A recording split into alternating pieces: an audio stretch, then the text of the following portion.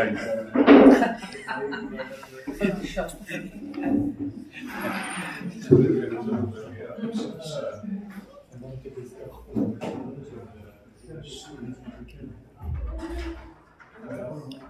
Goed, miskien moet ek net vir die ander wat nou nog gekom het sê, ons gaan begin deur Psalm 139 lees.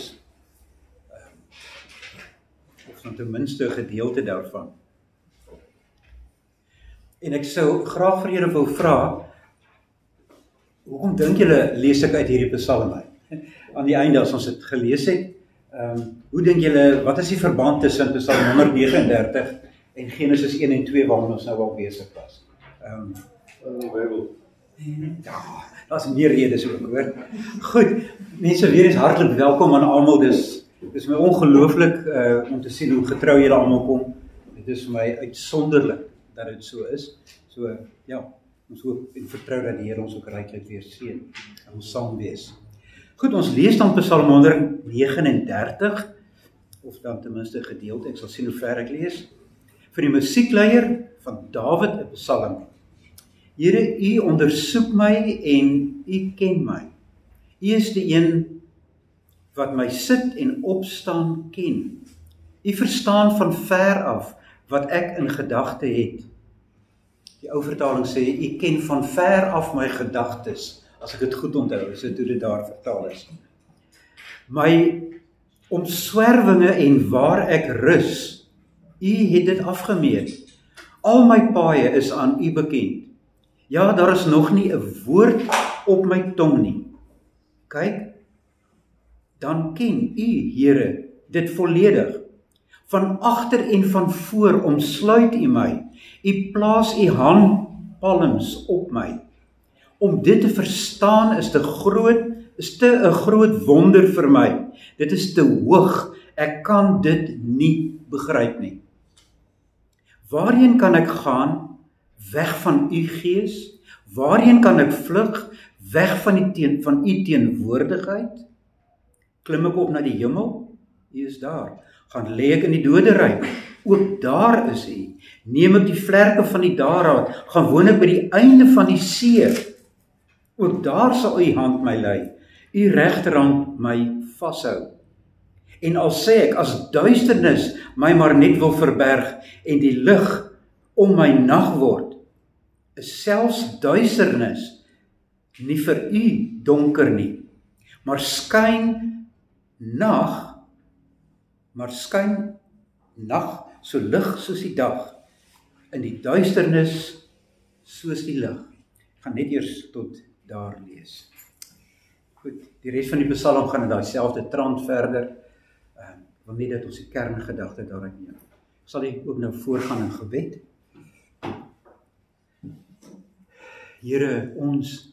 Here, wat 'n voorreg om U te mag ken, en Here, veral te weet dat ons U teenwoordigheid nie kan ontvlug nie. Want Here, dit wil ons ook nie. Want watter groter seën is daar, as om juis hiervan bewus te word, dat ons van U nie kan wegkom nie. Want U is nie ver weg nie, maar U is werklik 'n God van naby, sommer van baie naby.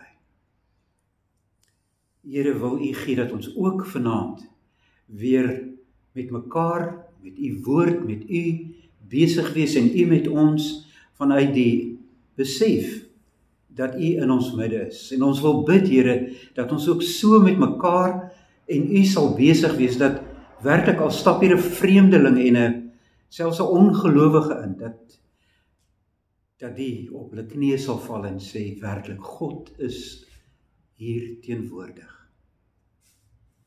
Wat 'n ryke seën, Here, as ons so kan lewe in alle omstandighede. Seën ons daarom, Here, in ons saam wees tot eer van U heilige naam. Amen. Goed, die verband tussen Genesis 1 en 2 en Psalm 139.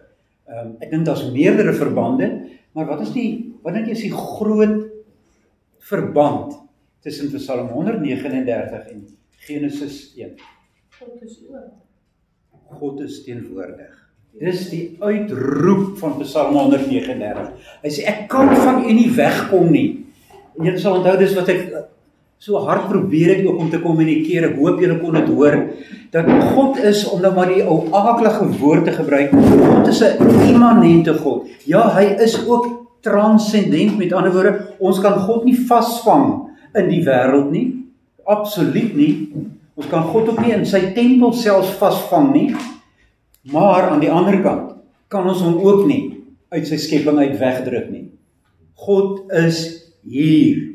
En dit is wat Genesis 1 so duidelik laat sien. En dit is wat Psalm 139 in verwondering uitroep. Daar is nie 'n plek op aarde waar ek kan gaan, waar God nie is nie. Mense, dit is die dit is een van die baie boodskappe van Genesis 1. God en sy skepping is nie vreemdelinge vir mekaar nie.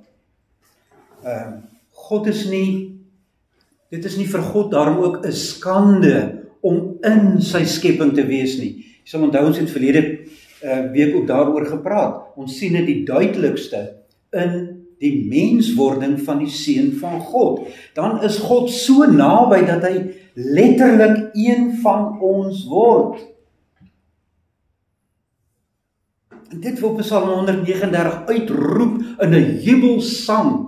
Onthou, hierdie psalm is gesing veral wanneer hulle in die tempel bymekaar gekom het. En is dan wanneer hulle daar in die tempel in God se teenwoordigheid was, dat hulle onder die indruk kom weer eens van dit wat hierdie psalm wil sê. Ek kan u teenwoordigheid nie ontvlug nie. Vers 7. Waarheen kan ek gaan? Weg van u gees. Waarheen kan ek vlug? Weg van u teenwoordigheid. Dis die groot bewussyn van 'n gelowige. Ek lewe coram Deo voor die aangesig van God. En dit is aangrypend, dit is 'n geweldige. As ek dit kan waag, asseblief. Ek dink daar nog 'n meer omvattende begrip. Ons leef in die Sabbatsrus. Ons kan rus in God se ewige rus weens hierdie as gevolg hiervan. Ja.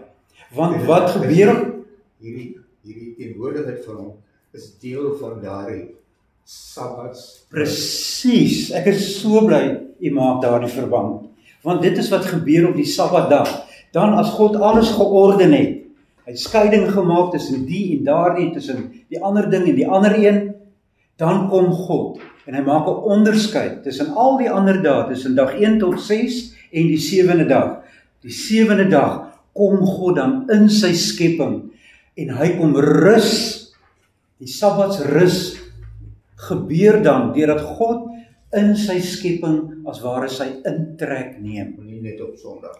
En absoluut nie. Dit is absoluut nie. Daarom is dit 'n ewige Sabbat, want die 7de dag het nie soos die ander dae 'n aand en 'n môre, en dit was die 7de dag het 'n, soos 'n mens in Engels sal sê, 'n open end, iets open-ended, want dit hou nooit op nie.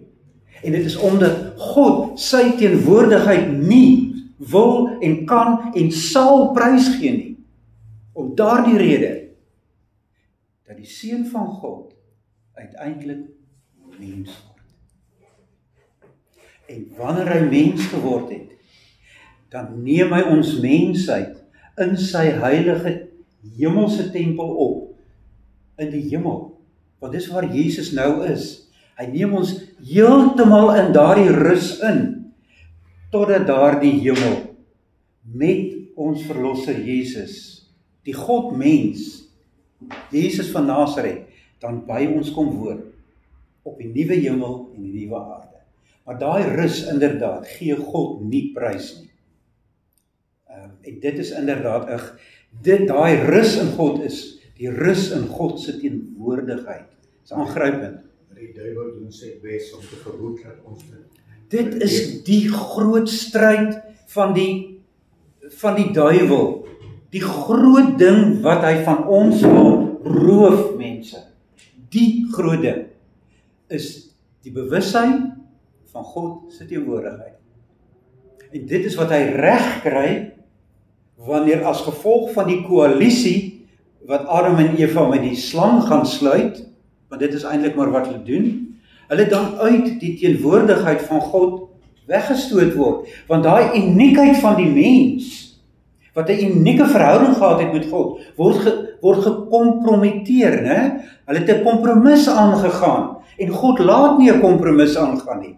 En daarom kan die mens eers weer volledig in God se teenwoordigheid kom, wanneer God as mens na ons toe kom. En daarom, ook al is ons nou in God se teenwoordigheid, moet ons erken en bely, dit bly gebrekkig. Dit is nog nie die ultimate nie, dit is nog nie die finale nie. Ons sien uit na iets nog groter. Onthou julle nog waarmee eindig die Nuwe Testament? Openbaring 22, wat se uitroep is daar in Openbaring 22, waarmee kom Here Jesus, kom gou, met ander woorde is daai, net dan gaan die teenwoordigheid van God weer finaal tot 'n einde kom en tot 'n volmaaktheid wees. Daarom hierdie, en is dit nie wat jy ook in die harte ervaar nie, daai absolute verlange na God, om in sy teenwoordigheid te wees. Om te wees soos wat in van die psalms gesê word, ek is soos 'n kind wat gesoog is by sy moeder. Kom aan, is dit nie 'n pragtige beeld nie? 'n babatjie wat gedrink het by sy moeder. Wat is mooier, daai rus van daai kind? By sy ma, teen die bors, warm, versorg, genoeg gehad om te eet. So wil die Here hê, moet ons by hom wil wees. Goed, ons kan baie lank daaroor aangaan, maar mense, dis die groot boodskap van die Bybel. Die groot boodskap van die Bybel is die stryd, God wat hierdie teenwoordigheid van hom kom gee in sy skepping, en dan hoe die Satan dit alles letterlik kom beduiwel. Wat is wat die duiwel kom doen? Hy kom beduiwel hierdie verhouding, hierdie teenwoordigheid van God. En die hele Bybel daarna is die verhaal van God oor hoe hy sy volk weer toelaat, hoe hy die mens weer toelaat om in sy teenwoordigheid te kom. En hy begin dit deur Abraham te gaan roep, en hy bring hom na 'n heilige land toe, en ons ken die verhaal daarna, ons het al daarin aandag gegee. Maar dit is belangrik dat ons daai lyn in die Bybel sal sien. Tereg praat baie mense daarvan, daar's 'n goue draad wat so deur die Bybel loop, maar daai goue draad is inderdaad hierdie stryd, hierdie genade van God, waar hy ons weer in sy teenwoordigheid intrek, want dis waar hy ons wil hê. Goed, byvoorbeeld as ons lees in vers 1 van Psalm 139, Here, U ondersoek my en U ken my. Nou, julle sal al weet dat daardie woordjie ken beteken nie maar net dat God kennis dra van my nie. Die woordjie ken wat hier gebruik word in Hebreëus is letterlik dieselfde woord wat gebruik word vir gemeenskap tussen 'n man en 'n vrou. So Here, wat wil hy vir die Here sê? Here, U is by my betrokke. Ek weet nie om dit mooier te sê as dit nie. U ken my beteken U is by my, U is betrokke. Waar ek ook al gaan, selfs al moet ek die doderyk in, selfs daar kan ek nie van U wegkom nie, want U ken my, U is betrokke by my. Dis die tipe God, mense, wat ons aanbid. Is die Islamse God by hulle betrokke? Nee. Hulle God wil net iets van hulle hê. Ons God wil niks van ons hê nie, anders as onsself in sy teenwoordigheid. Hy wil niks van ons hê nie. Wat het ons om hom te bied? Niks. Anders as om te omhels en te omarm wat hy vir ons gee. Dis al wat God van ons vra. Doen geregtigheid, kom in God se teenwoordigheid. Dis al wat hy wil hê. Soos 'n bruid en 'n bruidegom Wat wil hulle uiteindelik van mekaar hê? Mekaar se teenwoordigheid. Saal, dink ek. Ten minste ek is tot vandag toe, na al die getroude jare, is ek op my gelukkigste as ek net my vrou het. Ons sê gereeld vir mekaar, ag, het ons maar op 'n eiland gebly. Dan was ons alleen net by mekaar, want dis wat jy wil hê. Dan moet daar wel holies op wees. Ja, moet daarom, ja. En 'n kleerwinkel vir die vrouens. Goed, mense, dit net as inleiding weer, so 'n bietjie 'n opsomming van waar ons kom. Dan belangrik, kom ons los nou vir Genesis 1, so klein bietjie in die agtergrond. Genesis 2 het ons al na begin kyk. En ek het op in die aantekeninge dit so vinnig vir u genoem, ons gaan glad nie nou in detail daarna kyk nie, maar ek wil net vir u bewus maak van hierdie ander tema wat ons in die Bybel, en dis hier heel vroeg al in Genesis 1 en 2 kry. En dis naamlik, daar's 'n sekere patroon oor hoe God se volk in sy teenwoordigheid kom. En daardie patroon is, deur die water, hoe skep God die wêreld waar hy teenwoordig is? Hy maak skeiding tussen die droë grond en die water, so dis deur die water, na die berg, om God te aanbid. Dis die 3 stappe. Uit die water of deur die water, na die berg, in aanbidding in God se teenwoordigheid. Want dis waarvoor God ons gemaak het, om hom te kom aanbid.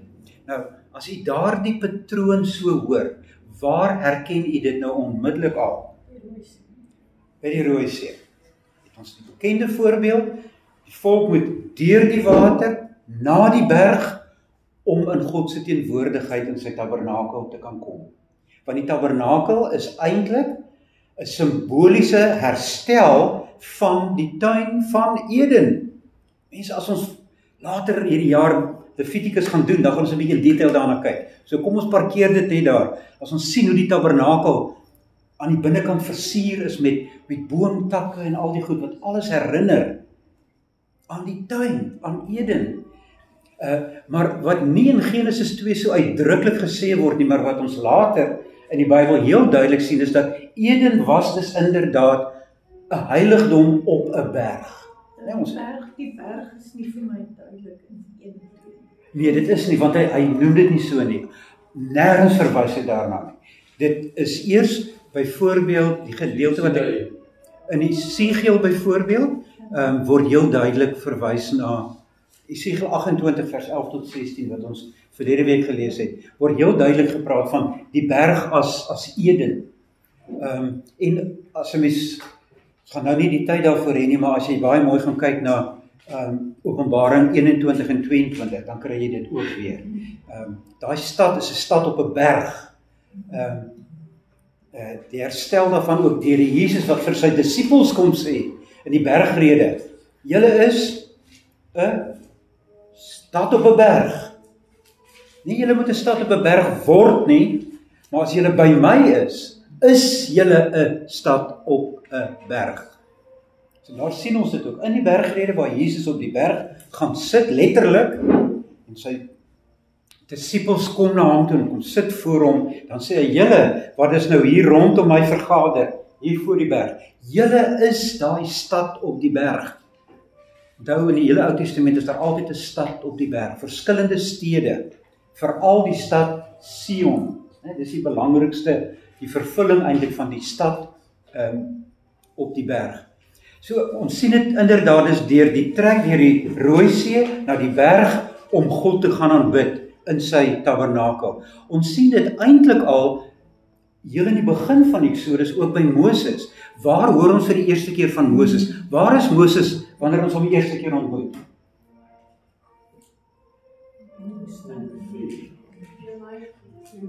Ja, waar? In die water. Ons ontmoet Moses en dit is wat sy naam ook sê, né? Moshe beteken water. Ons ontmoet hom in die water. Hy's in 'n mandjie in die water. En dan kom roep God hom en is interessant wanneer God hom uiteindelik hy gaan haal hom uit die water uit en hy neem hom na sy heilige plek toe. Want nou in Eksodus 3 ontmoet hy God. Waar ontmoet hy hom? So by God se berg, Maar by daai berg is daar 'n brandende bos wat God se teenwoordigheid weer aandui, en dan sê God, trek uit jou skoene, want jy's hier op heilige grond, jy's in my teenwoordigheid. Dis deel van daai aanbidding. Deel van die aanbidding is om God se teenwoordigheid te erken. En daar kom Moses al, as 'n voorbeeld, kom hy al uit die water gehaal, op die berg of by die berg, om God te aanbid, deur sy skoene uit te trek en God se teenwoordigheid te erken. En ek sal nog net een voorbeeld noem, en ons kan dit dalk 'n keer by geleentheid gaan uitwerk. Dis eintlik wat ons kry by Johannes die Doper. Wat gebeur? Johannes die Doper, wat moet hy doen? Wat is die taak van Johannes die Doper? Wat is hy oor? Ja, en wat doen hy as voorloper? Hy doen iets baie spesifiek. Hy maak die pad reg. Die Here self kom na sy tempel toe. God self kom, maak die pad gelyk. Waarheen roep hy hulle? Na die water toe. Julle moet onder die water gaan. Julle moet kom erken, God gaan hier 'n nuwe skepping begin. Dis asof God terug is by Genesis, in die water. Julle kan dan daar uitkom, en dan kan julle Jesus ontmoet. En dis wat Johannes die Doper dan ook doen. As hulle klaar deur die water geneem het, wat doen hy dan met daardie mense? Wat is die pad wat hy dan vir hulle aanwys? Daar's die lam. Daar's die lam. Daar kan jy God aanbid in Jesus Christus. Deur die water na Christus toe om hom te aanbid. Dis die weg. So mense, as ons doop uiteindelik wil verstaan, moet ons iets hiervan gaan verstaan. Heel belangrik. Ek dink ek het dit al hier genoem, maar ek gaan dit weer noem. Ek het 'n keer 'n voorstel gemaak, toe ek hier in die Vrye Gereformeerde Kerk nog die predikant was, dat ons by ons voordeur eintlik 'n heel eenvoudige stroompie water moet hê. Net 'n bruggie daaroor. Hoef ook nie te diep te wees nie, maar heel simbolies, dat ons herinner, ons is een met Israel. God het ons deur die water, want dit is 'n herinnering aan ons doop, ons kom en ons stap nou daarom oor die water, ons gaan nie deur die water stap nie, want dit is net simbolies, stap ons daar oor, en ons word onmiddellik as jy die erediens inkom, herinner daaraan. Maar goed, dan moet jy nou 'n gewillige koster en 'n paar gewillige bouers hê wat die goed vir jou gaan doen. Ek vind dit nog steeds, as ek my sin kan kry, bou ek oormôre daar so 'n riviertjie. Dit is ook mooi dat die Doopfontein nog steeds voor die preekstoel staan. Presies, dit is so belangrik. Dis hoekom hy daar staan, heeltemal reg. So hy herinner daar, inderdaad daar.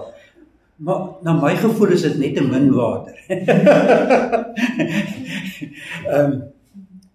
Johannes die Doper het nie besprinkel nie, mense. Hy het geonderdompel, hy het gebaptizo. Daar's kerke wat seker swembad is het. Ja. Hier in die VGK. Ons het een. Ja, die VGK het een. Hulle het hom net, al wat hulle gedoen het is, hulle het hom gaan staan en toebou.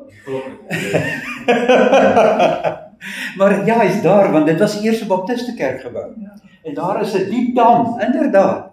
So, Ons wil nou nie eintlik bramels natuurlik. Jy hoor dit 'n storm.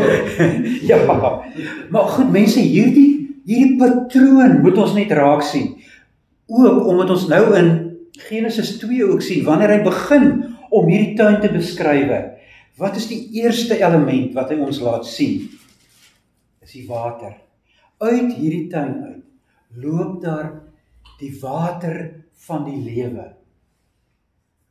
Dis as ware asof God se koninkryk gebou en gevestig is op hierdie water van die lewe.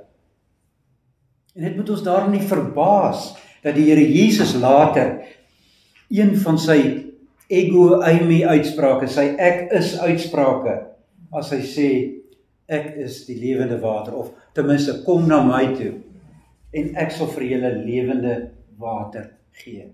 En hy wat dit drink sal nooit weer dors kry.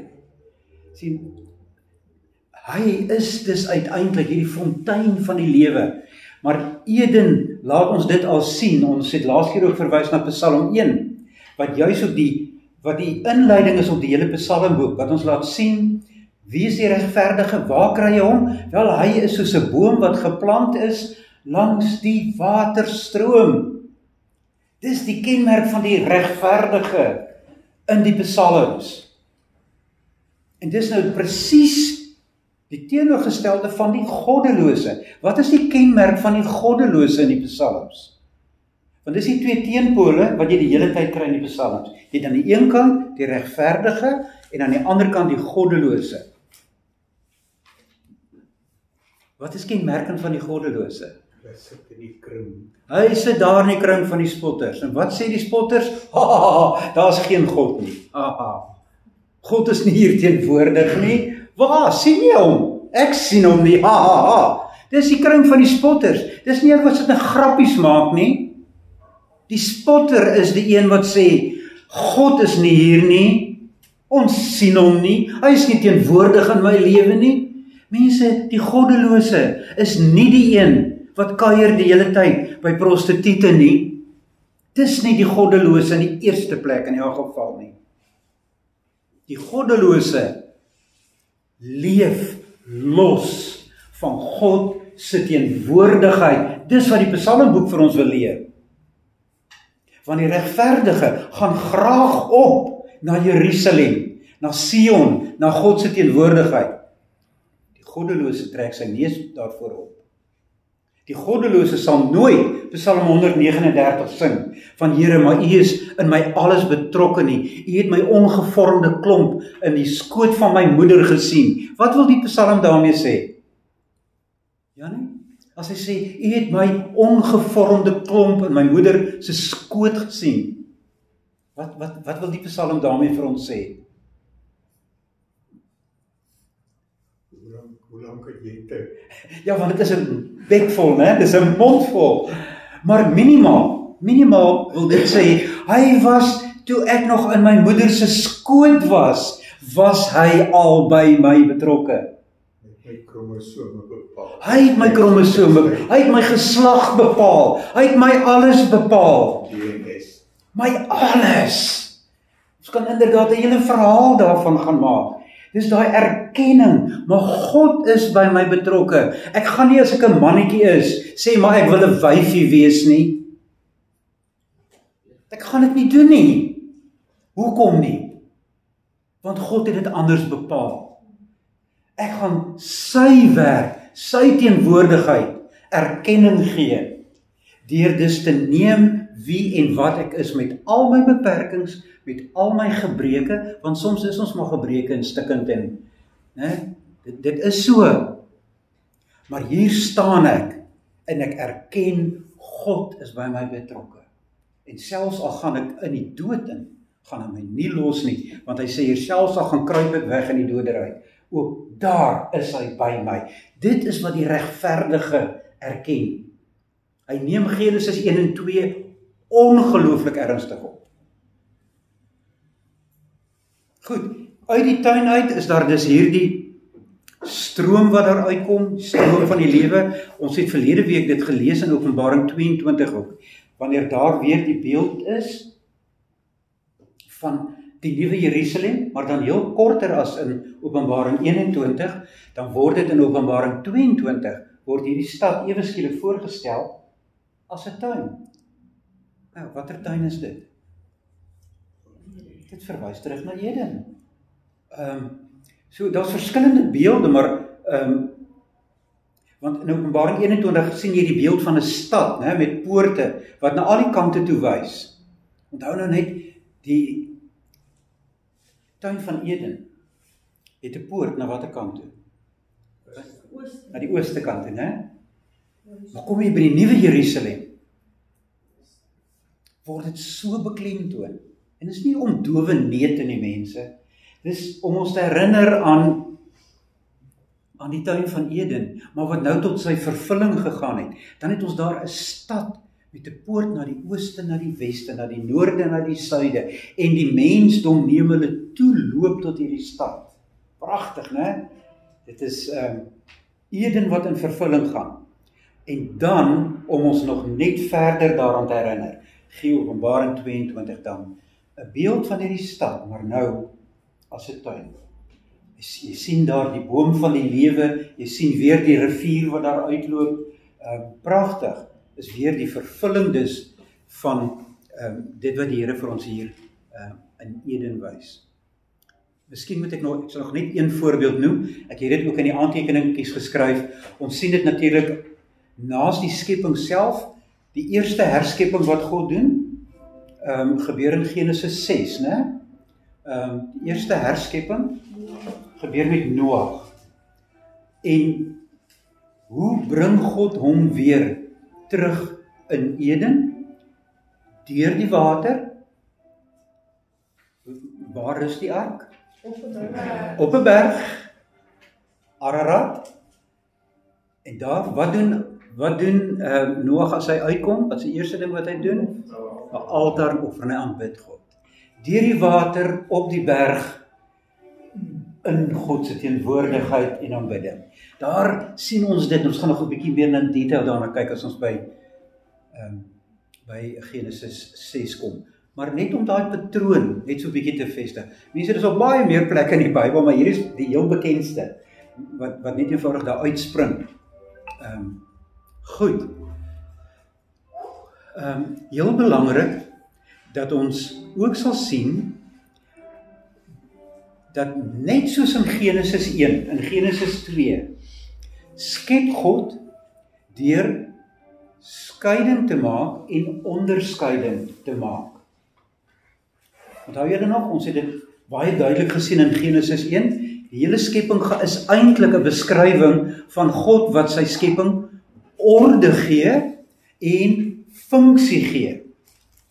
So hy kom gee vir die aarde 'n funksie, hy gee vir die see 'n funksie, hy skei die twee van mekaar en elkeen soos wat hy vir die son en die maan en die sterre 'n funksie gee hy vir wat daar ook al in die skepping is, gee hy 'n spesifieke taak. Die maan moet lig gee in die nag, saam met die sterre, die son in die dag.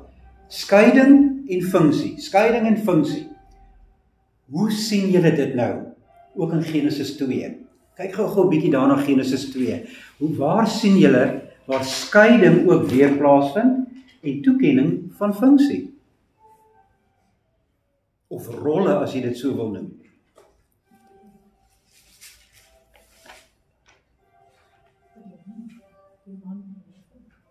Ja, so ons kry dit wat ons ook in Genesis 1 gehad het, waar God onderskeid maak tussen man en vrou. Heel duidelik word gesê, hy het hulle man en vrou gemaak, dis baie belangrik, kry ons hier 'n herhaling daarvan.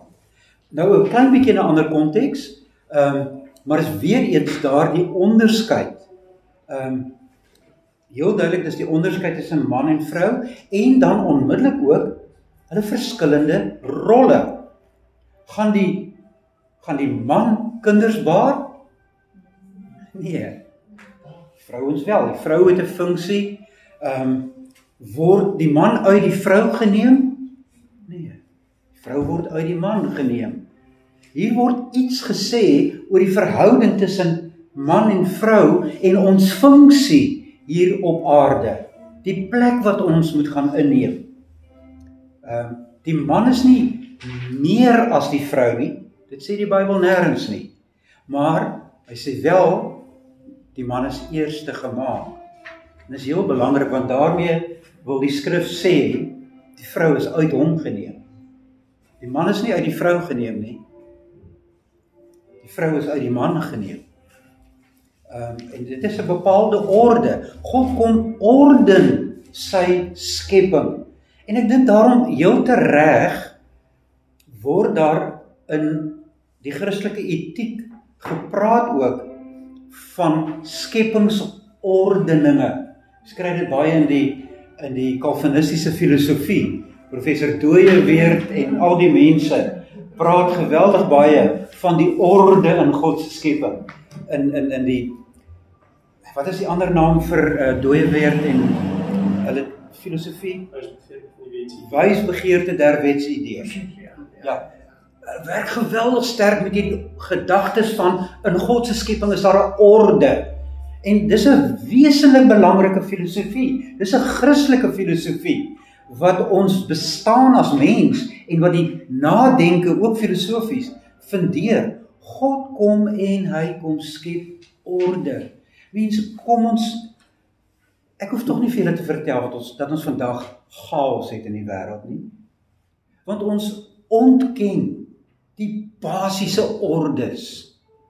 Wat is van die ordes wat julle van bewus is? Wat ons deesdae sommer so sito ontken.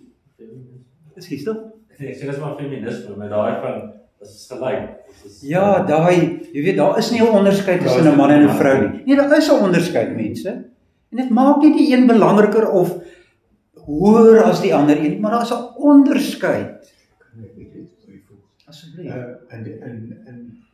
In goeie teologie kan jy nie alle tekste ewenwaardig beskou nie. Daar's 'n orde. En die 3 ordes wat bepalend is die skepingsorde in die begin, dan die Nuwe Testament, die koms van Jesus, en dan die einde van die Nuwe Testament, die nuwe hemel, die nuwe aarde, die eskatologie. Goed. Nou,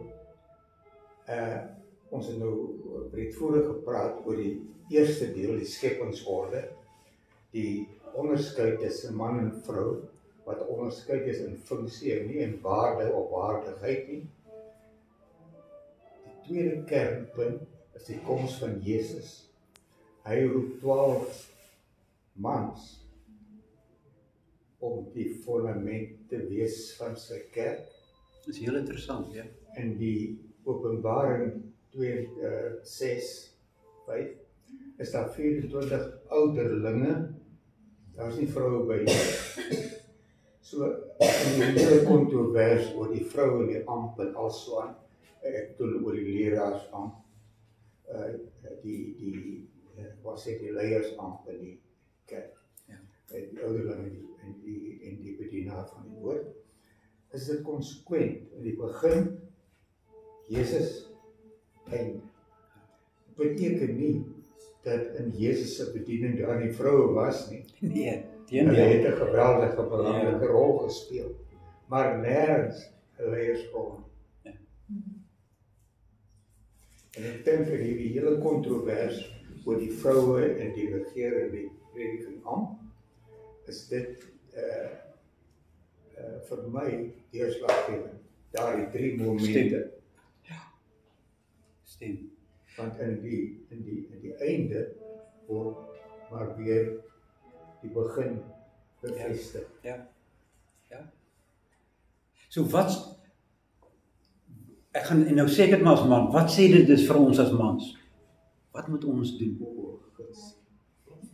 Trek jou kouse op. Kry jouself in rad, meneer. Weet en ontdek weer wat jy is en gaan wees dit. Want jy het 'n ongelooflike taak. Soms wens ek is 'n vrou, want ek skrik as ek sien wat my verantwoordelikheid is, wat ek so telkens inval. Dan regtig, dan dink ek, as ek net hiervan kan wegkom. Maar julle moet julle vroue lief hê. Tot in die dood toe in. Ja, maar daar staan, soos Jesus sy bruid lief gehad het, En sy hy lewe. begin, Ja. eerstens daar opoffering om haar, in die Engelse Bybel staan, to present her to God without blemish. Dan staan daar sanctify, dan staan daar versorging, caretaking. Jy moet haar versorg, soos jou eie liggaam versorg, of beter. En dan derdens eklesie, jy moet haar aanhang, want, en net vra, daar is nie plek vir 'n derde nie. Ja. En daai 4 kenmerke, as 'n ou vir jou sê dat jy lief, dan meet jy sy liefde aan daai 4 kenmerke. Ja. Is dit heiliging? Is dit opoffering? Is dit versorging? Is dit eksklusief? En dit moet ons vir ons meisiekinders leer. Ja, dis die man wat jy moet soek. Kyk nie na die man se hoe cool hy is of hy fun is Of hoe dik sy beers is nie. Wat die logos op sy klere is. Dit is die 4 dinge waaraan 'n meisie, 'n man moet meet voor sy in sy arms val. Ek is nou nie teoloog nie, maar ek het al by 'n klomp van die goed gehoor. En daar was 'n pastoor wat sy naam ek nie nou kan in Amerika. Hy het gesê, a true leader is easily followed. Hy sê, it's very hard to follow a parked car. En daai, as jy dus toe sê jy sê leier nie, dan kan niemand jou volg nie. Dan vervul jy nie jou rol. Ja. En as jy daai rol vervul, word dit inderdaad maklik. Weet jy hoe maklik is dit vir 'n vrou om 'n man lief te hê wat voldoen aan dit wat oom Chris nou net beskryf het? Sy sal nie moeilik hê om te eer. Nee, sy sal hom so lief hê, sy sal hom so eer. Ek sien dit mos in my eie vrou. As ek 'n keer myself in rak kry en leiding neem, sy val in my arms. Nie meer reg. Kom aan. Dis want sy sien jy's 'n man, jy is wat jy moet wees. Hoekom moet die vrouens altyd sê, kom ons gaan vandag kerk toe? Hoekom sê die mans nie, kom mense, ons gaan. Nie wil julle gaan nie, kom, ons gaan. Kom die vrouens gesê, kom ons trek oor die Drakensberg. Ja, hulle was reg geweest, hoor. Goed, mense, ek weet met baie van hierdie goed, maak ons net 'n klomp goed los en ons kan nie altyd verder gaan nie, want die tyd hardloop al weer weg met ons en ek wil nog 'n paar goed sê oor Genesis 2. As daar nou, goed, ons weet dan nou hoe daar ook nog 'n onderskeid gemaak word en dit is weer eens tussen die diere en Adam. Sien ons ook heel duidelik in Genesis 2, want wat gebeur? God bring die diere na Adam toe. Wat gebeur daar? Iemand, vertel dit gou vir ons, wat gebeur daar? Hy moet hulle name gee. Ja, en dit is 'n regeerfunksie, né? God het vir hom gesê, jy moet regeer oor die diere van die veld en alles, so dit is sy taak. Maar uiteindelik as hy hulle almal diere gegee het, hy het skape gesien en hy het bokke gesien en hy het kamele gesien, dis nou ou nabye ooste, né? In Midde-Ooste, daar's kamele en bokke en skape, wat se diere het hulle nog daar? Dink nie hulle het hoenders gehad nie. Maar hy het hulle nou almal name gegee, maar daar's nie een wat by hom pas nie. Hier's weer 'n onderskeid tussen die mens en die dier. En die mens sien dit gewoon in die praktyk, hier is, dit pas nie. En nou, soek Adam vir hom 'n helper. En nou wil ek, julle moet net eers saam met my 'n bietjie nadink. Wat dink julle, en nou moet ons nie fantaseer nie, nou moet ons bly by die teks. Né? Wat sien ons in die teks? Wat word bedoel as hier gepraat word van die vrou as 'n helper vir Adam? Ons kan baie idees uitdink oor op watter maniere 'n vrou vir 'n man 'n helper kan wees. Sy kan vir hom kos maak, sy kan sy hare vir hom kam, sy kan sy das vir hom op 'n Sondagoggend mooi netjies knoop. Sy kan wonderlike helper vir hom, maar dis nie hier ter sprake nie. Die vrou moes Adam 'n assistent hê. 'n Assistent. Ja, ondersteuner. Ja, Sy moet hom help maar- om die aarde te vul. Gehoor, hier's 'n vrou wat die beste teoloog onder ons is. Presies. Dis waaroor dit hier gaan. Adam kyk na die diere en hy kry nie hierdie een. Want hulle is nie mense nie. Eva het 'n ongelooflike belangrike taak waarmee sy vir Adam moet help. Niemand anders kan dit doen nie. Babas kry, maar dit word eintlik as negatief gesien. Maar hoekom sien mense dit negatief? Hoekom? Want dit is na Genesis 3, want daar kom probleme met kinders kry. Dit is heel belangrik. Daarom het jy 100% reg. Dit sien ons daarom ook in Genesis 3. As die sondeval dan plaasvind, dan is die eerste plek waarop dinge skeefloop, is by die kry van kinders. Presies daar, want mense, dis die fokus wat Genesis vir ons wil gee. God wil dat in hierdie wêreld, ek is mal oor jou wat hier kan hoor. Nee, ek bedoel dit hoor, jy's net soos my vrou. Sy sit altyd in die geselskap met Brei of Hika. Ek weet, want my vrou is net so. Waarmee was ek? Dis wel die ander vrou. Die eerste probleem het ingekom waar Adam nie sy job gedoen het nie. Hy het nie opgestaan en jy het al gesê ons mag nie. Die probleem het nie uitgekom met een van kinders kry nie. Nee. Die probleem het om Adam het nie sy job gedoen nie. Adam was nie man gewees nie. Ja. Adam was nie man nie. Ek kon ook sê, dikwels die feminisme sê hierdie teks, sy word tot 'n minderwaardige posisie gedwing. Sy moet sy helper wees. Maar nou lees jy nie in die psalms nie, hoe dikwels word geroep tot God, U is my helper. Ja. God is ook 'n helper. Dit is nie minderwaardig. Dit is niks minderwaardig nie. En daai woord word altyd in die Bybel gebruik in 'n positiewe betekenis, in 'n positiewe sin. Iemand kan iets nie doen nie. Hy is 'n mislukking, dan kom die helper. Dan kan hy wees wat hy moet wees. So 'n helper het in die Bybel 'n gans ander betekenis as wat dit in ons gewone spraakgebruik het, wat dit 'n minderwaardige een aandui. Dankie, dit is so belangrik. Mense, ek hoop ons kom bietjie onder die indruk van wat Genesis 2 vir ons wil sê oor hierdie onderskeid tussen mens en dier, onderskeid tussen man en vrou. En ons gaan later sien, ekskuus Karike. Nee, dis die oorspronklike vraag was die onderskeid, né? So die ander een wat ek nou raak lees is goed en kwaad, né? Ja, natuurlik, inderdaad, want God kom weer en hy sê, dit is goed. So hy maak daar onderskeid tussen wat is nie goed nie, of kwaad, en wat is goed. Inderdaad, deurdat hy dit so skep, sê hy, en dit is goed. Dankie, inderdaad. Maar my volgende vraag was dus, wat beteken dit is dat die vrou 'n helper is vir die man? En inderdaad, die belangrike funksie is dat Adam kan nie die aarde vul sonder Eva nie. So eenvoudig soos dit.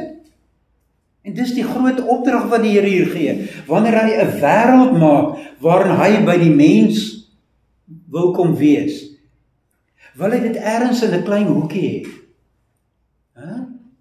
Wil God so 'n klein hoekie vol mense hê? 'n hoekie vir eensames. God wil die aarde vol mense hê, mense. God het 'n behaag in mense. Daar moet mense wees. Ons hele tendens om nie meer kinders te hê nie, het 'n bepaalde effek op die oomblik. En dit is dat die hele wêreld is besig om te verouder. En dit het finansiële implikasies.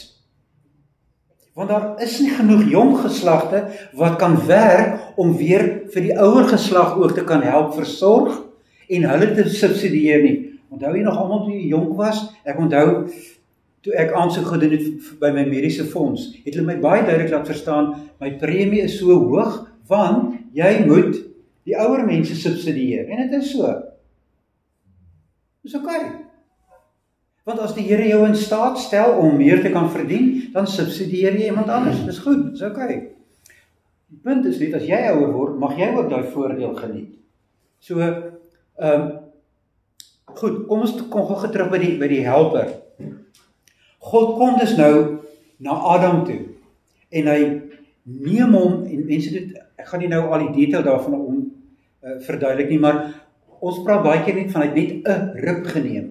Ek het dit in die aantekeninge ook verduidelik. Dit gaan oor baie meer as 'n rib, dis letterlik sy ribbekas en die hele gedeelte. Dit is eintlik, met ander woorde, eintlik sy hele torso, sy bolyf. God kom en uit Adam se vlees uit kom maak hy 'n vrou. Dis nie letterlik een ou ribbetjie wat hy dan nou ombou nie. Ek weet ons vertalings is daar 'n klein bietjie misleidend, dink ek. Ek dink ons moet, want later sê Adam ook, as die vrou dan na hom toe gebring word, wat sê hy van haar? Sy is been van my gebeente, vlees van my vlees. Sy is dus letterlik uit my gebeente en uit my vlees uit is sy geneem. En so herken hy haar as een wat werklik vir hom 'n helper kan wees. En mense nou, as ek sommer so vinnig vooruit mag spring, is nou wel opvallend, wie verlaat wie se huis wanneer man en vrou by mekaar moet uitkom? Die man verlaat sy vader en sy moeder. Kom ons probeer dit in ons konteks plaas. In ons konteks is dit die man wat sy van prys gee, sy vader en moeder verlaat. Wat gebeur? By ons is dit, het ons dikwels hierdie idee van, maar die vrou verlaat haar vader en moeder. Né? Dit is 'n bietjie ons kultuur sug op hierdie verhouding tussen man en vrou. Ek dink ons moet daai hele kultuurvisie heeltemal verloor. Wat die Here hier beskryf, as die man sy vader en sy moeder verlaat, dan gebeur hier dit wat baie keer spottender verwys word wanneer die jong manne se hakskene begin rooi word. Wat gebeur wanneer die jong ouetjies so in hulle puberteitsjare kom en hulle ken die Afrikaanse uitdrukking, iemand het rooi hakskene. Volstruis sê dit, dis afgekom. Weet jy dit? Ja. Ja. As hulle rooi hakskene het, wat doen hulle? Hulle begin soek. En dit is tipies hoe dit is. Hy gaan soek sy helper. Hy het haar nodig. En dit is iets wat God in ons ingebou het.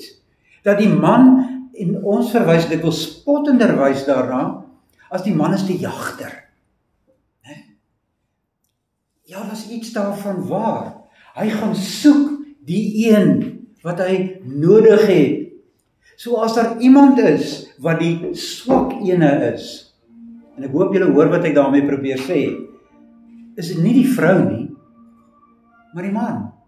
Want die man gaan uit, die man gaan soek, want hy is so bewus daarvan, ek het haar nodig. As ek my man wees in vervulling wil laat gaan, my volledige taak in vervulling wil laat gaan, wel dan gaan ek my vader en my moeder sy huis verlaat, ek gaan op soek. Dink nou maar aan hoe het Jakob aan sy vrou gekom. Hy het letterlik 'n dienskneg aangestel. En wat maak hy dan ook, Chris? Ja, hy gaan soek. Hy gaan soek. Hy gaan soek, waar kan hy 'n vrou kry? En dit is die tipiese wat dus gebeur. En wat mooi is, mense, dis pragtig as 'n jong man begin rooi hakskene kry. Dis mooi as hy begin verder kyk as net die grense van sy pa en sy ma se huis. As hy verder kyk as net sy slaapkamer se 4 mure. Want dit is hoe seuns groot word, né? Die wêreld is so groot soos sy slaapkamer se 4 mure. En sy komputerskerm. Dit is die ander tragiese. Maar dat hy 'n visie op die wêreld kan kry en sê, maar daar's 'n vrou daar buite wat ek nodig het. Gaan soek haar. Wat saam met jou hierdie taak wil vervul waarvoor die Here ons geroep het. Dit beteken nie almal moet gaan trou nie, maar hier word dus uit die aard van die saak 'n algemene opdrag gegee vir die mens om die aarde te vul. Dis nie Adam en Eva wat dit alleen doen nie. Ek en jy het ook 'n bietjie gehelp daarmee. So is dit ook dan wanneer die man sy leierskaprol begin uit te oefen wat hy gegee is. En hy gaan dit in die eerste plek wys deur te laat sien deur wat 'n soort meisie hy soek. Daai sexy girl wat so rondtrippel op net sulke hoë skoentjies wat nie weet hoe om haar hande in skottelgoedwater of in die bloed van 'n skaap wat sy geslag het kan indruk nie. Ekskuus, ek het so 'n bietjie groot geword op 'n plaas. Maar die pragtigste ding, as 'n vrou 'n keer 'n mes kan vat en die skaap se keel kan afsny en die kom aan man, Dis 'n bietjie kultuur.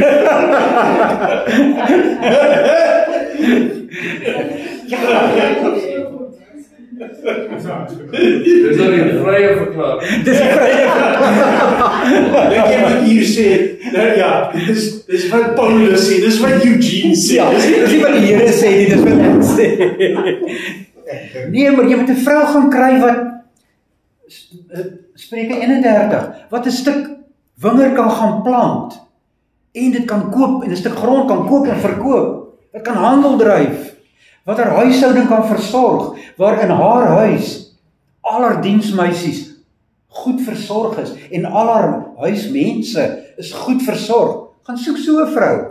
Want in so 'n huis kan julle saam gaan lewe tot eer van die Here. So die man gaan neem sy leiding in die eerste plek deur te laat sien wat se soort vrou soek ek. Maar wat jy gister gehad het. Hy moes vat wat hy kry. Hy moes vat wat hy kry. Nee, presies. En sy kon die vrou sê. Ja, ek sê dis nie die vrouens met die gras sê en ons sit in televisie kyk met 'n bier in die hand nie. Dis glad nie wat ek sê nie. Ek wil maar net sê 'n vrou is nie iemand wat handjies het soos my ma altyd gesê vir wie jy die saligheid beloof het. Né? En my ma was so 'n vrou man, sy kon 'n ding gedoen het. My pa was amper nooit by die huis nie want hy het gewerk. Anders het ek nie klere aan my bas gehad nie. Maar my ma het 'n klomp goed gedoen. Sy het plaas toe gegaan en 'n skaap gaan koop by die boer op die plaas. Wonderlik, wat 'n vrou. Dis nou 'n vrou wat ek liefhet. Sy vrou koop ons skaap. Sy moet gou na haar hê, sy moet iets kan gaan doen. Sy moet jou kan help met hierdie groot taak. So, die bottom line is, hy verlaat sy vader en sy moeder, hy kleef haar aan, en hulle vorm 'n nuwe eenheid van die nuwe karakter, waar hulle aan hulle God gegewe roeping kan voldoen. Dis Maar dit presies. hoef nie 'n replika te wees van haar pa, van haar huis of van sy huis. Glad nie. Die uitdaging is om 'n nuwe eksklusiewe eenheid te vorm. Ja. Nee, Nee, dis die huwelik is tog Adam en Eva weer oor.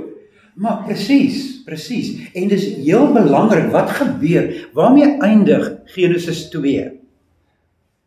Vers 24 en 25. Daarom sal 'n man, let wel, hier word te sien net na Adam verwys nie. Hier word van 'n man in sy algemeenheid verwys. So hier gee God 'n algemene reël vir wat hier gebeur. Daarom sal 'n man sy vader en moeder verlaat en hom aan sy vrou verbind en hulle sal een vlees word. Hulle twee was naak, mens en sy vrou, maar hulle was nie skaam vir mekaar nie. Hulle het by mekaar gekom om hulle God gegewe taak te gaan vervul. En wat gebeur dus eintlik hier wanneer hulle weer by mekaar kom, wanneer hulle mekaar aankleef? Die teenoorgestelde sien ons daarvan ook in Genesis 2, waar hulle eers uit mekaar uit was. Eers neem God die vrou uit die man uit, en dan skep hy die vrou. En wanneer man en vrou een word, mekaar aankleef, en mense, dit sluit dus seksualiteit in, maar dis nie al waarvan hy hier praat nie. Die belangrikste waarvan hy hier praat, is gewoon dat hier inderdaad 'n nuwe mensheid tot stand kom. Dis iets aangrypends. Hierdie twee word weer een mensheid. En mense, om te wys hoe ernstig dit is. Ek het net nou op pad hiernatoe toe dink ek, maar my mapsticks, dit is presies wat Paulus sê in 1 Korintiërs 5. As jy dit ook saam met my gou soontoe kan blaai. As hy praat oor seksuele sondes,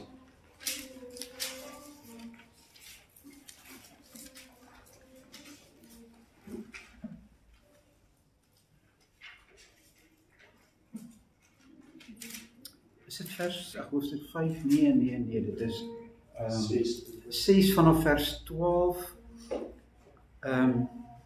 As hy vanaf vers 15, as hy hierdie ding sê, en is opvallend dat Paulus hom hier beroep op Genesis 2. Kyk nou wat sê hy. Weet julle nie, onthou hy praat hulle nou aan oor die onsedelikheid wat onder die gemeente was in Korinthe. En hy noem hier aardige voorbeelde, né? van 'n seun wat met sy pa se vrou gaan leef het. So, byna ondenkbaar vir ons, maar dit is wat in Korinthe gebeur het, binne hulle kultuur. Weet julle nie, dat julle liggame ledemate van Christus is nie? Sien, daar is hy weer, die mens, Jesus Christus.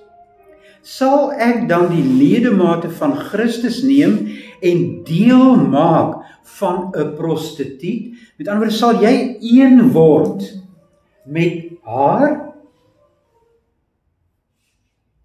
Weet julle nie, dat iemand wat met 'n prostituut gemeenskap het, een liggaam met haar word nie?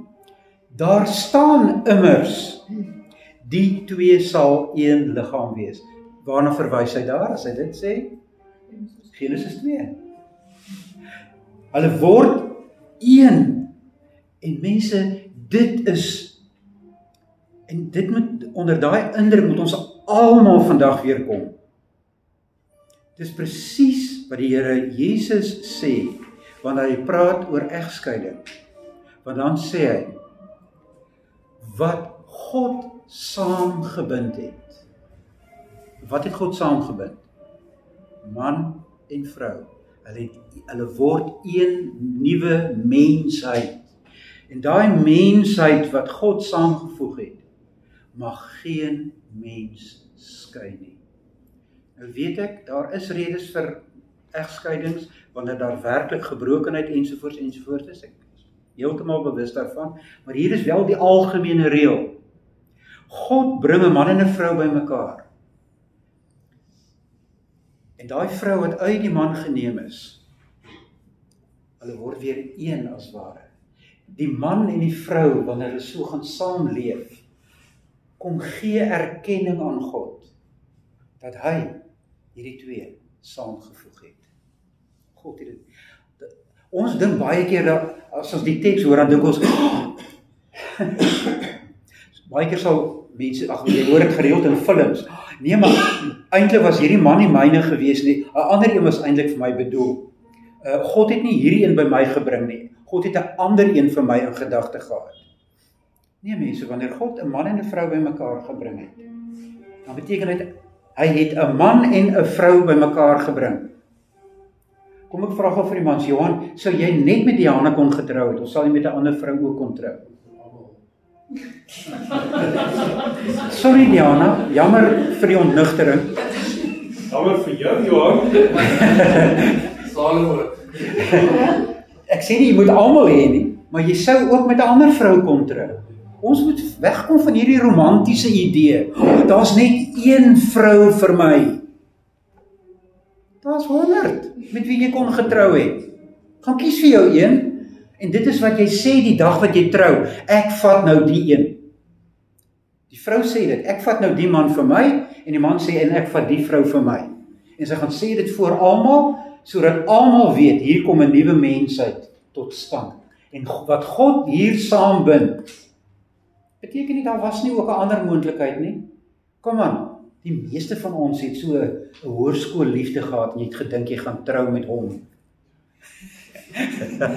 As 'n paar ouens wat dit herken, hè?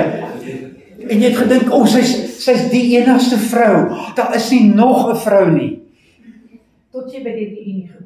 Presies. Dan sê vir die Here, dankie dat jy haar nie gekry het.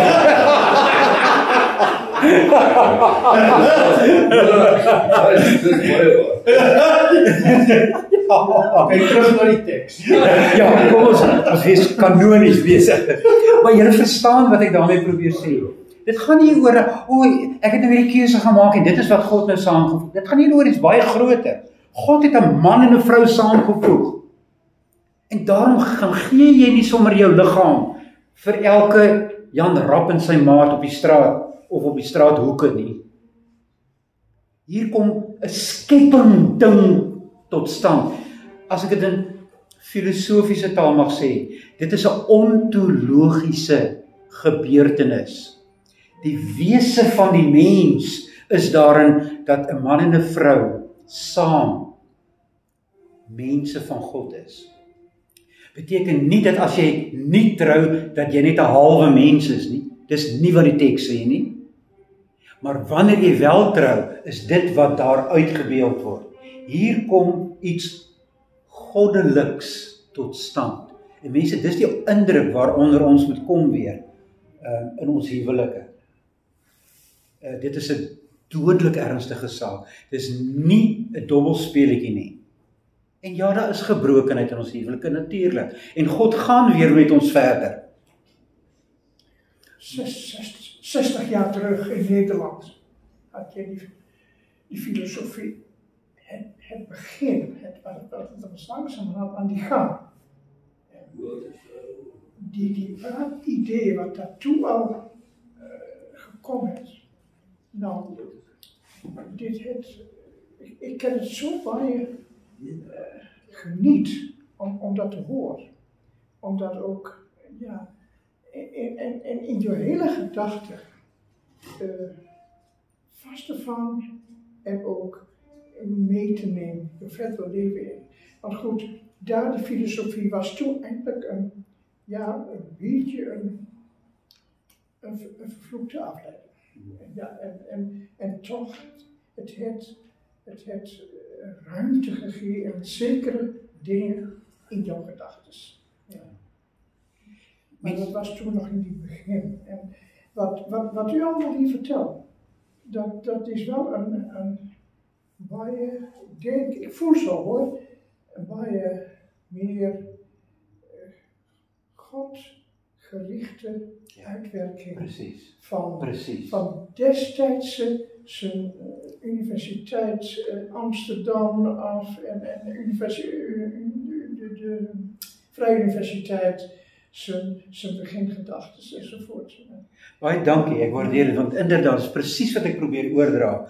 Hierdie eenwording het te doen met 'n godsgesentreerdheid, om raak te sien wat God hier besig is om tot stand te bring. Hier is iets uitsonderlik, mense. Dus dat was toch vroeger niet nog zo vreselijk, niet zo geweldig uitgewerkt, zoals u dat nou kan presenteren. Ik is eigenlijk wel blij dat. Nou, wonderlik, wonderlik. Ek dink ons daar's 'n enorme invloed van die Griekse denke. Ja. En die Griekse denke is die geestelike is hoog, en die liggaamlike of die materiële is laag. En ons kry dit ook nog deur veral die Victoriaanse moraal.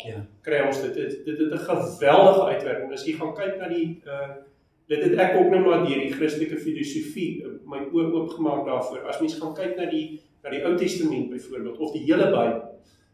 Dit wat ons baie keer sien as geestelik en vleeslik, en dan stel ons dit as dit is die geestelike teenoor die liggaamlike. Dis glad nie wat dit is nie. Gees en vlees in die Bybel bedoel, gees beteken hierso die goeie en die vleeslike die slegte. Maar soos hierso, vlees van my vlees, die hele ding van so ons dit wat in Hooglied byvoorbeeld geskryf is en so, is van die goed, dit sou verbied gewees het in baie dele. Nie omdat ons so Bybels is nie, maar omdat ons so skynheilig Grieks is. Want die Griekse ding is van jy moet opstyg na die geestelike en jy moet wegkom van dis deels ook hoekom handewerk, hoekom daarop neergesien word. Dis daai hele ding ook. So ons het ek wou dit maar nie doen, want die Griekse invloed, ons moet onthou in die tyd van die Nuwe Testament, die invloed van die Grieke, omdat hulle so geweldig sterk intellektuele invloed gehad het, dit ook met die teologie en met die goed, het dit deurgewerk, en dit het 'n verwoestende uitwerking gehad, veral op die seksuele moraal, want op die puritanisme. Dalk nie soveel by die Puriteine selfs as by die Victoriaanse ding nie, want dit was 'n skynheilige moraal. En toe in die 20ste eeu, toe kom die mense en hulle reageer teen die skynheiligheid. En toe slaat hulle weer heeltemal na die ander kant toe. Oor daai goed is baie goed uitgewerk en so, maar ek bedoel hierdie wat ons hier sê, so 'n Bybelse seksuele etiek is eintlik baie bevrydend. Dit is ongelooflik bevrydend. Dit is en Ek wil ook sê, dit is een van daai goed wat, ek weet daar was so aanhaling wat iemand sê, soos 'n fyn plantjie. Dit is so teer dat jy, dis waar die duiwel, as ek kan sê, sy vuilvingers baie keer eers indruk. Kan ek ook net sê, in die 70er jare het ook professor J.R. Kruse van die PUC 'n boek gepubliseer, hy het vir ons Hebreëus geleer. Die Bybel en seks. Die Bybel en seks. Jy het daai boekie vir my gegee. Oor kom vir jou gegee. Ja, so as oom hom soek, hy staan op my rug. Ek soek hom deesdae. So praat 'n weewenaar. Maar hy was 'n regte kenner. En daarin het hy 'n baie taamlik indringende eksegese van Hooglied. En dan wys hy ook aan hoe dat die vertalers regtig die Hebreëus gesaniteer het, op 'n baie subtiele manier, want wat daar letterlik staan van erotiek, sou, as jy net gesê, toe ons nog 'n sensuurraad gehad het, sou dit as pornografie verbân gewees het uit Suid-Afrika. Dit is 'n baie openhartige beskrywing van erotiek. Ja, dit het met losbandigheid niks te doen. Nee, absoluut niks nie. Teendeel, dit is opvallend dat juist die hele Hooglied, waar speel hierdie liefde af tussen die man en die vrou? In 'n tuin, presies. So wat wil Hooglied sê?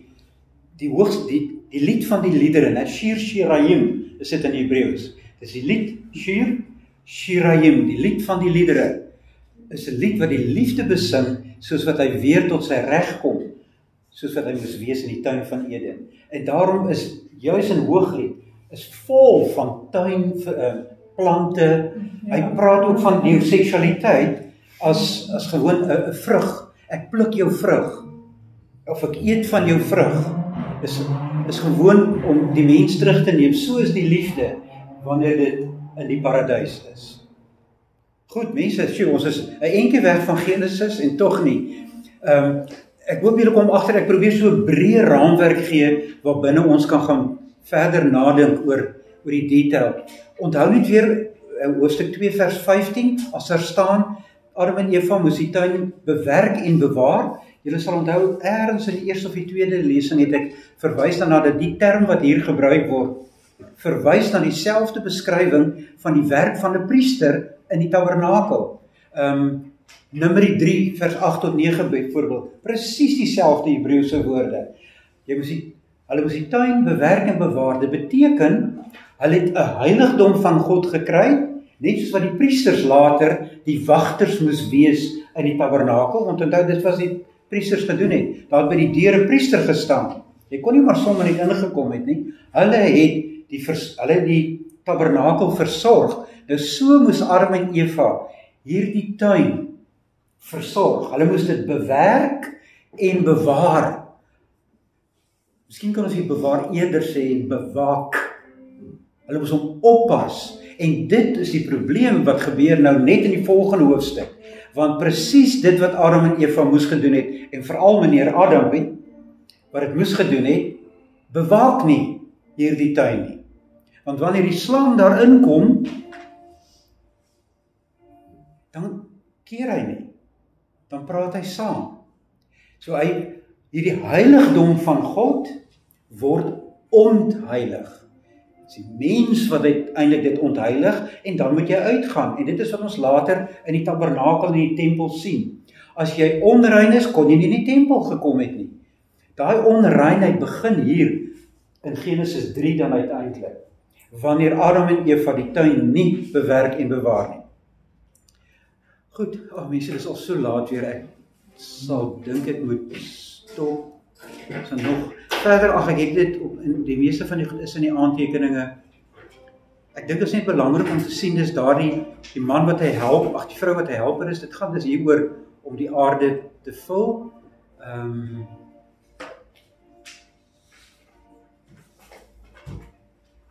Ja, wat net belangrik is, as ek daarmee kan afsluit, die laaste verse van hoofstuk 2 wilde sê, dit gaan hier oor veel meer as die biologie van man en vrou wat een vlees word.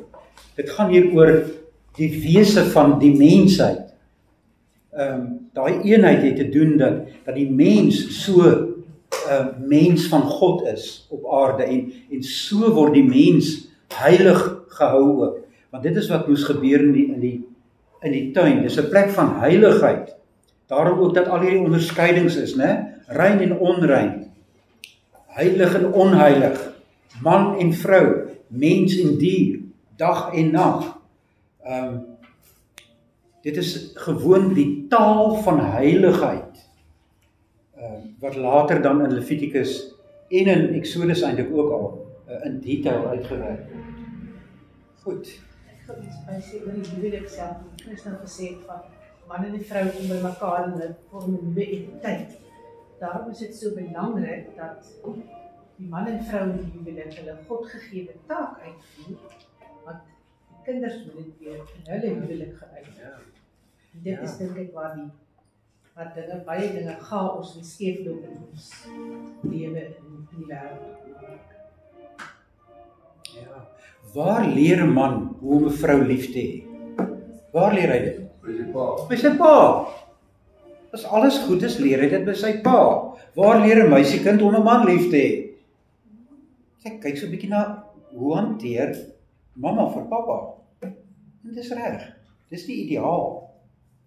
James Dobson het gesegde, if you want to show your children what love is, he said, the greatest lesson in love you can give your children is to show them how you love their mom.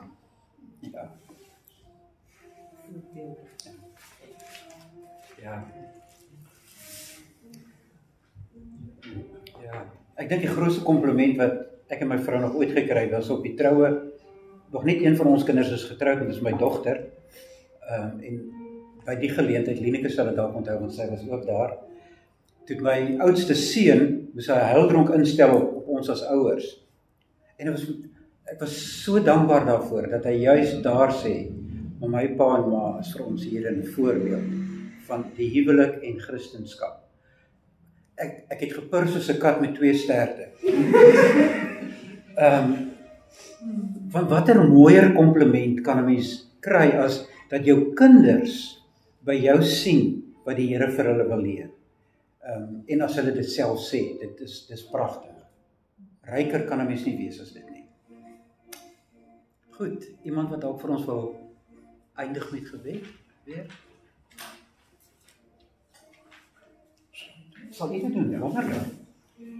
Ons Vader in die hemel, ons is dankbaar dat ons so baie mag hoor en oordink van alles wat u met ons wil doen. Ons bid u, wil ons gee een open hart en een helder verstand om alles wat u van ons wil vragen, ook zo te doen tot uw eer. Ook zo te doen tot heil voor elkeen wat daartoe geroepen mag worden door u. Heere, wil ons zo gedenk ook in die week wat komt en dat ons nog weer met elkaar mag wezen. Baie dankie om Christus ontwil. Amen. Amen. Weer eens baie dankie vir almal.